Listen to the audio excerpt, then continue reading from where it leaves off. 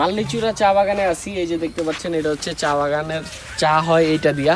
এটা হচ্ছে সেই চা পাতা, এই চা পাতা দিয়ে চা হয়। আর এখানে এই যে তুলে ফেলছে মহিলারা, এখানে চা তুলে। সো বাগানটা দেখেন ঘুরে কি সুন্দর। আমরা মালনীচুরা চা বাগানে ঘুরতে আসছি। তো আমাদের সাথে গাইডও আছে এবং ঘুরে ঘুরে আপনাদের কাছে দেখাবো। পাহাড়ি রাস্তা দিয়ে উঠবো হচ্ছে আমরা এখন রাবার বাগানে যাব।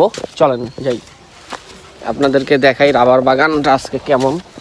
আর পিছনে ওই যে সাব্বির উঠতেছে, সাব্বির উঠ আস্তে আস্তে। সিলেটের সবথেকে মূল আকর্ষণ হচ্ছে চা বাগান।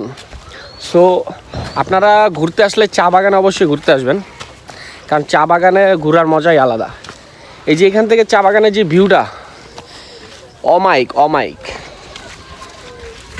বুঝতে পারছেন, অমাইক একটা ভিউ। এই যে জঙ্গলের রাস্তা, সাব্বির আস্তে আস্তে উঠিস, দেখেন মানে অসাধারণ ভিউ, অসাধারণ। যাই চলেন। আমাদের গাইড আছে জীবন ভাই, জীবন ভাই আমাদেরকে গাইড করতেছে।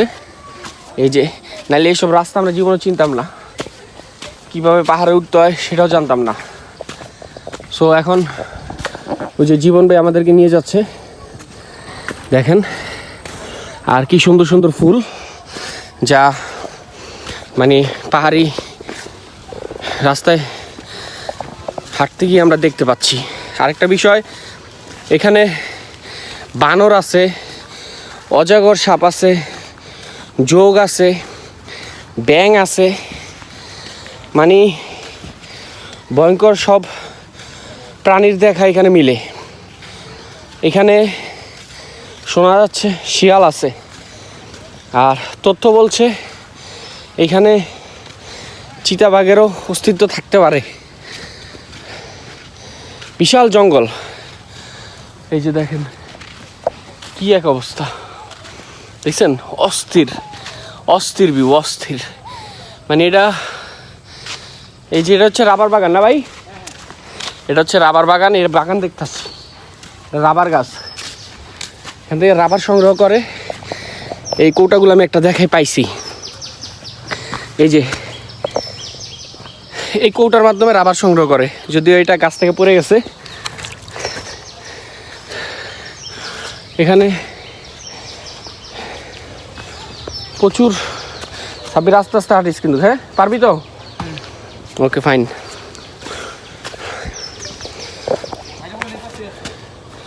এপাশ দিয়া, এই পাশে রাস্তাটা একটু সুন্দর আছে,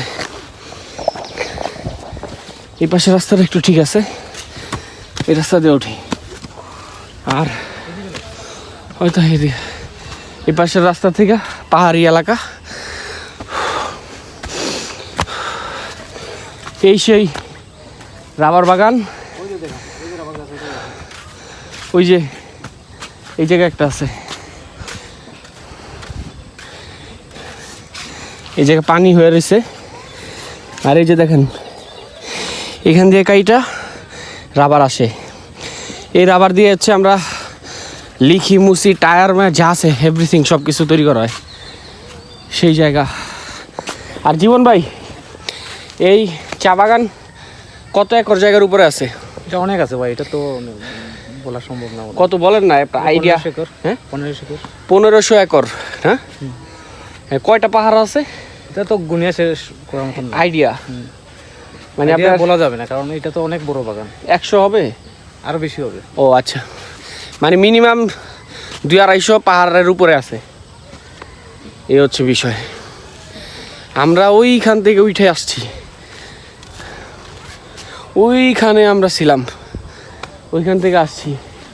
এদিকে আরও আছে উঁচু উঁচু পাহাড় ওদিকে। যাই হোক, আমরা এই পাহাড়ে হান্টিং করতেছি। সো ফলো করে সাথে থাকবেন। আল্লাহ হাফেজ।